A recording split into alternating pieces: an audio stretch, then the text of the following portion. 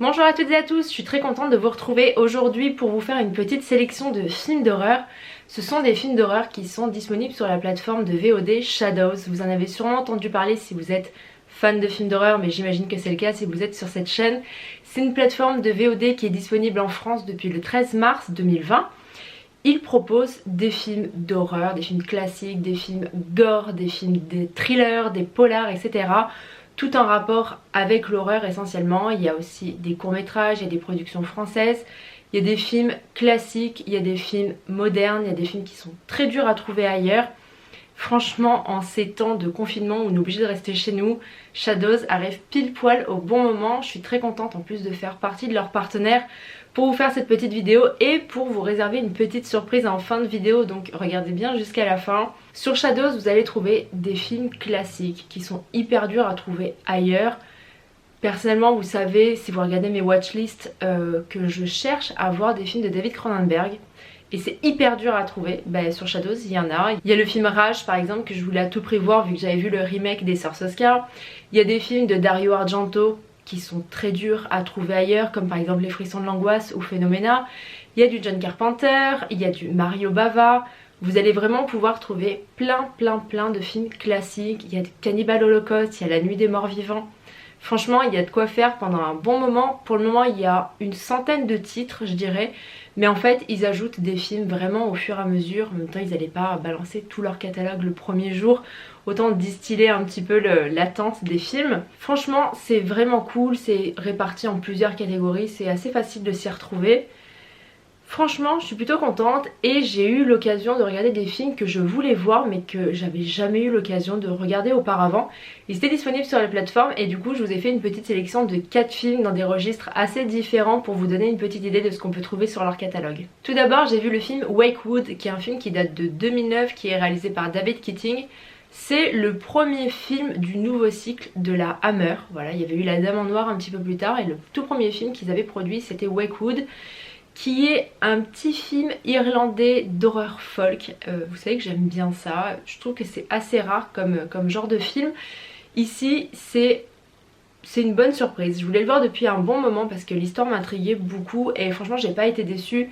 On suit un couple, Patrick et Louise, qui sont respectivement vétérinaires et pharmaciennes, qui décident de s'installer donc dans le petit village de Wakewood, au fin fond de l'Irlande du Nord, suite au décès de leur fille. Voilà, ils ont besoin de se reconstruire, de se changer les idées, etc. Donc ils décident de déménager. Et ils tardent pas à se rendre compte qu'en fait dans ce village, il y a une sorte de rituel païen qui permet aux gens de faire revenir à la vie leurs morts pendant 3 jours seulement. Au début ils sont plutôt réticents à faire ça pour leur fille et finalement ils vont vite se laisser convaincre de faire revenir leur fille pendant 3 jours. Sauf que forcément ça va pas du tout se passer comme prévu. L'histoire peut faire penser à l'histoire de Cimetière, le film et le roman.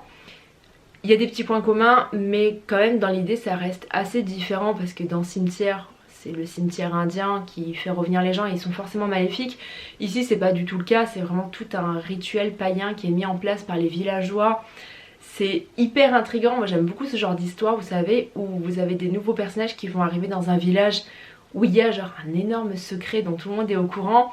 Tout le monde y participe et au fur et à mesure voilà ils vont se rendre compte de ce qui se passe, ils vont y participer à leur tour, ils vont devoir intégrer en fait cette communauté à laquelle ils étaient parfois peut-être un petit peu réticents. C'est vraiment bien fichu, j'ai bien aimé aussi tout le rituel, comment il est mis en scène, j'ai trouvé que c'était intéressant, que c'était assez organique et tout. Visuellement je trouvais que c'était assez intéressant. J'ai beaucoup aimé le final du film que j'ai trouvé très fort. Au niveau de la réalisation, on est sur un très petit budget, ça se voit, clairement ça se voit. Mais j'ai pas trouvé ça gênant en fait. Je trouvais que ça collait bien à l'histoire finalement d'avoir un truc qui soit pas forcément une énorme production à plusieurs milliers de dollars, millions de dollars même. La réalisation voilà, elle est pas ouf mais elle est pas gênante pour le film. Au casting vous allez retrouver Aidan Gillen que vous avez sûrement déjà vu dans la série Game of Thrones puisqu'il interprète le rôle de Littlefinger. Ici c'est donc lui le père de famille. Franchement il est intéressant, du coup il est très différent de son rôle de Littlefinger. Il est touchant, voilà, il a envie de revoir sa fille mais en même temps il est tiraillé par son côté quand même rationnel. Il est médecin, il est vétérinaire donc il est plutôt terre à terre. Et voilà, c'est intéressant de voir en fait la culture rurale et urbaine entre guillemets qui vont faire une sorte de mélange pour pouvoir s'accorder. Ensuite j'ai vu le film The Monster qui est un film de 2016 américain qui est réalisé par Brian Bertino qui avait réalisé le très bon film The Strangers avec Liv Tyler. C'est un film que j'adore. J'avais jamais entendu parler de ce film là, The Monster, j'avais vu vite fait la bande-annonce il me semble, ou l'affiche, parce que l'affiche me parle beaucoup mais j'avais jamais eu l'occasion de le voir. Et très bon film, très bonne surprise. On y suit l'histoire de Cathy et Lizzie qui sont une mère et sa fille qui sont en pleine relation hyper conflictuelle. On comprend très rapidement voilà, que les parents sont divorcés, que la mère elle a des problèmes d'addiction et qu'au final sa fille va préférer retourner vivre avec son père et laisser sa mère toute seule parce qu'elles peuvent plus du tout se supporter, elles peuvent plus du tout s'entendre. Et en fait on va les suivre pendant leur trajet en voiture, donc jusqu'au domicile du père. Sauf que pendant la nuit elles ont un accident de voiture, elles vont percuter un loup et leur voiture va être en panne et dans cette forêt il y a un monstre qui est Tapi. On va donc suivre toute la soirée en fait de Lizzie et de Cathy pour voir comment elles vont réussir à survivre à ce monstre, comment elles vont faire pour s'en sortir. Elles vont devoir mettre de côté en fait tous leurs conflits, toute la rancune qu'elles peuvent avoir l'une envers l'autre pour faire front face à ce monstre. C'est un film que j'ai trouvé plutôt original parce qu'on a affaire à un vrai monstre. On peut bien sûr le voir d'une façon un petit peu plus métaphorique par rapport à la relation des deux personnages de Cathy et Lizzie. Voilà, on peut voir une métaphore de cette espèce de colère en fait qu'elles gardent l'une pour l'autre qui est assez bizarre, hein. Il y a une scène de dispute qui est assez bizarre entre la mère et la fille, mais on peut le voir aussi d'un point de vue tout à fait premier degré, le voir comme un véritable monstre qui vit dans cette forêt et qui va leur tomber dessus. C'est intriguant, c'est assez angoissant parce que du coup tout le film se passe de nuit, il pleut, les deux personnages sont enfermés dans la voiture, du coup ça crée une ambiance tout de suite qui va être très anxiogène. On a ces deux personnages qui ont du mal à communiquer, qui ont du mal à s'entendre, mais qui vont devoir surmonter tout ça. Puis il y a d'autres événements qui vont se greffer à tout ça et qui vont faire vraiment monter la tension. Franchement, c'était une bonne surprise, je vous le conseille de le regarder bien de nuit, bien dans le noir pour bien vous mettre dans l'ambiance. Et franchement, c'est une vraie réussite pour moi. Ensuite, j'ai vu le film Prevenge, qui est un film anglais qui date de 2016, qui est réalisé, écrit et interprété par Alice Lowe. C'est l'histoire d'une femme enceinte qui est enceinte de 7 mois. Elle est en plein deuil parce que son mari est mort pendant sa grossesse.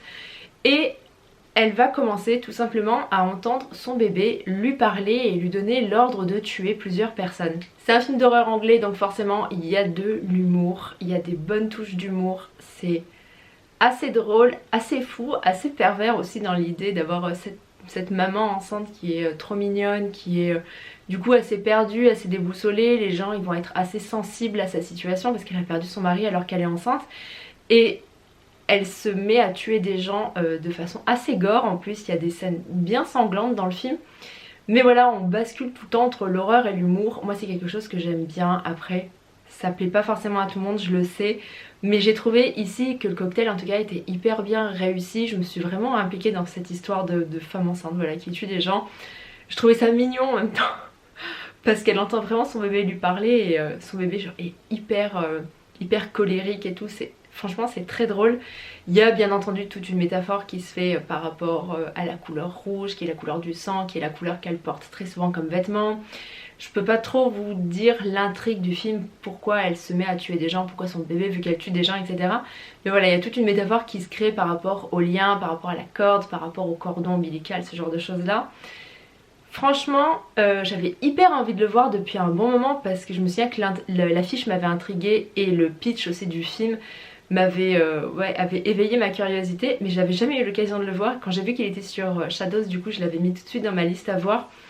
Et franchement j'ai pas été déçue, j'ai passé un bon moment, j'ai bien rigolé.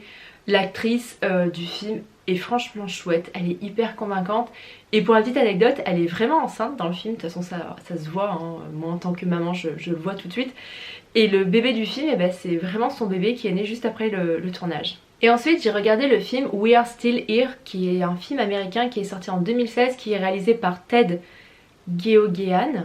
Je ne sais absolument pas dire son nom, je ne sais pas comment on le dit, Geoghegan. C'est avec l'actrice Barbara Crampton qu'on connaît de plusieurs vieux films d'horreur. Elle joue dans Réanimateur, elle joue dans Castle Freak, elle a joué dans plein de films d'horreur des années 80. On y suit l'histoire d'un couple qui est en deuil, ils ont perdu leur fils dans un accident de voiture et ils décident de s'installer en fait dans une nouvelle ville, dans une nouvelle demeure pour essayer de recommencer leur vie. Sauf qu'ils se rendent compte assez rapidement que la maison semble hantée. Ils sentent des présences dans cette maison. Ils ont tout d'abord l'impression que c'est leur fils en fait qui les a suivis et qui essaie de se manifester. Ils décident d'inviter un couple d'amis dont la femme est médium, en tout cas elle mène des séances de spiritisme. Ils décident de les inviter pour qu'ils puissent ensemble découvrir si oui ou non il y a des esprits ou si c'est juste eux qui ont des hallucinations. Et forcément le week-end tourne assez mal vu qu'ils se rendent compte très rapidement que oui, la maison est hantée mais qu'elle cache en plus un secret assez sombre et que tout le village pourrait bien être au courant. C'est un film de maison hantée qui peut paraître assez classique, voilà, avec une nouvelle famille qui vient s'installer dans une maison qui est hantée, ils commencent à sentir des présences, à voir des manifestations, etc. C'est assez classique dans l'idée, mais j'ai trouvé ça plutôt original. Je ne saurais pas vous dire pourquoi, mais il y a une certaine ambiance qui se dégage qui est hyper douce en fait. C'est pas le genre de film d'horreur où on va essayer de vous faire peur à tout prix, il n'y a pas de jumpscare ni quoi que ce soit. L'ambiance elle est assez éthérée, elle est assez douce, on sent qu'ils ont envie de s'impliquer dans cette nouvelle maison mais qu'ils ont du mal parce que voilà, il y a des phénomènes paranormaux qui se passent. Et à côté de ça, le film il va vous proposer des scènes hyper gore, je m'y attendais pas forcément sur le coup, des scènes très gore, très sanglantes mais qui sont pas artificielles en fait, elles s'intègrent bien à l'esprit du film quand même, voilà, elles arrivent pas comme un cheveu sur la soupe.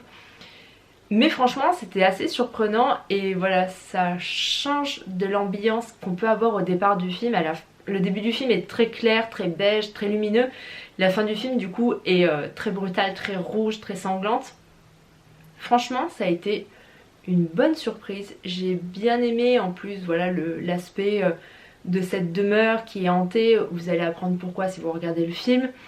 L'aspect aussi où les gens du voisinage et du village sont au courant de pourquoi la maison est hantée, comment ça se fait, qu'est-ce qui s'est passé. On comprend qu'il y a un lourd passé, etc. Et j'ai trouvé ça franchement bien amené. Au niveau de l'interprétation, c'est très bon, il n'y a rien à dire. Au niveau de la réalisation, c'est pareil, franchement, c'est soigné, c'est beau.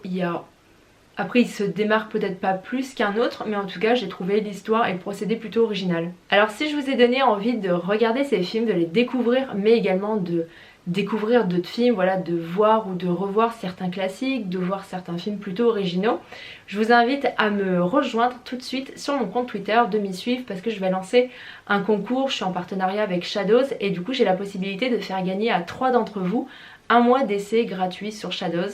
Et franchement, en cette période de confinement, ça tombe plutôt bien, je trouve. Je trouve que l'occasion se prête plutôt bien à ce genre de concours. Donc voilà, vous aurez un mois d'accès gratuit, illimité à Shadows. Donc en un mois, croyez-moi, vous allez avoir le temps de voir énormément de films, de courts-métrages, etc. Donc voilà, suivez-moi maintenant sur Twitter, je vous y attends. Je lance le concours juste après avoir posté cette vidéo. Si la vidéo vous a plu, n'hésitez pas à me laisser un petit pouce en l'air pour m'encourager, à vous abonner à la chaîne si ce n'est pas encore fait.